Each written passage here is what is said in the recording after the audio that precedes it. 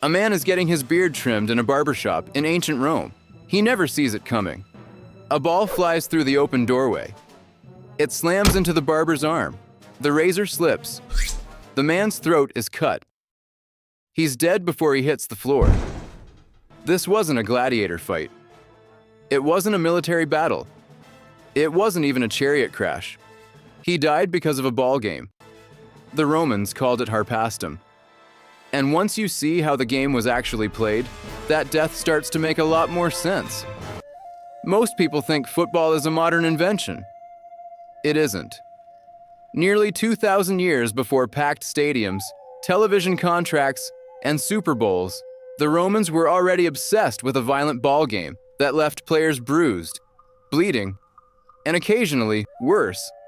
Imagine trying to hold a ball while 3 grown men drag you backward by the arms, and another wraps himself around your neck. That wasn't cheating. That was strategy. Today we're looking at Harpastum, the brutal Roman sport played by soldiers, senators, and street kids alike. A game so rough that ancient writers complained about broken bodies. A game doctors actually recommended. And a game many people still mistakenly believe became modern football. Harpastum wasn't soccer. It wasn't exactly rugby either. But rugby is probably the closest modern comparison. The ball was small, roughly the size of a softball. It was stuffed with feathers, rags, wool, or hair, depending on who made it. Unlike a modern football, it wasn't designed to bounce. It was designed to survive being fought over. 2 teams faced each other on a rectangular field divided by a center line. The objective was simple. Keep possession of the ball. Take it from the other team. Do whatever you could to stop them from taking it back. And the phrase, "do whatever you could," was interpreted very literally. Players grabbed, pulled, wrestled, dragged opponents to the ground. This wasn't a sport built around elegant technique.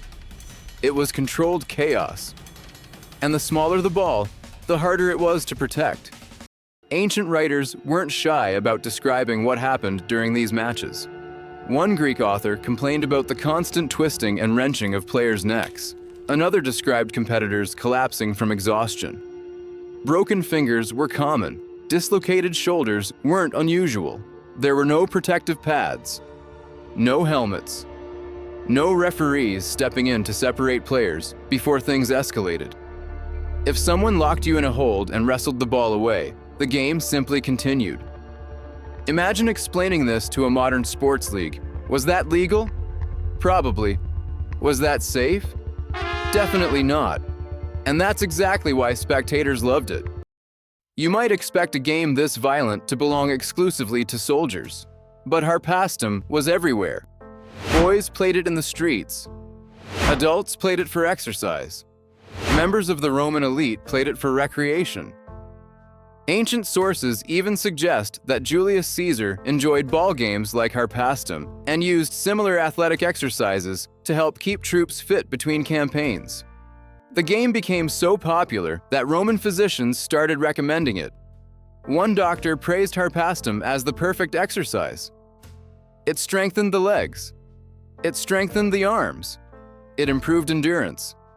And unlike expensive training equipment, it cost almost nothing. Of course, the doctor didn't spend much time discussing the occasional broken nose, or the missing tooth, or the dislocated shoulder. No workout is perfect. Which brings us back to the barbershop. The Roman statesman Cicero described a legal case involving a man who died during a shave after a ball flew into a barber's shop. The impact startled the barber. The razor slipped. The customer died. We don't know for certain whether the game was Harpastum itself or a less organized street version of Roman ball play. But that's almost beside the point. The story survived for more than 2,000 years because people found it remarkable. It may be one of the earliest recorded deaths connected to a ball game in human history. Long before debates about sports injuries, a Roman citizen was killed by a bad pass. Here's where things get interesting. Because Harpastum looks so much like rugby and football, many people assume it's their direct ancestor. At first glance, that sounds reasonable. There's a ball. There are teams. There is a surprising amount of physical violence. But historians aren't convinced.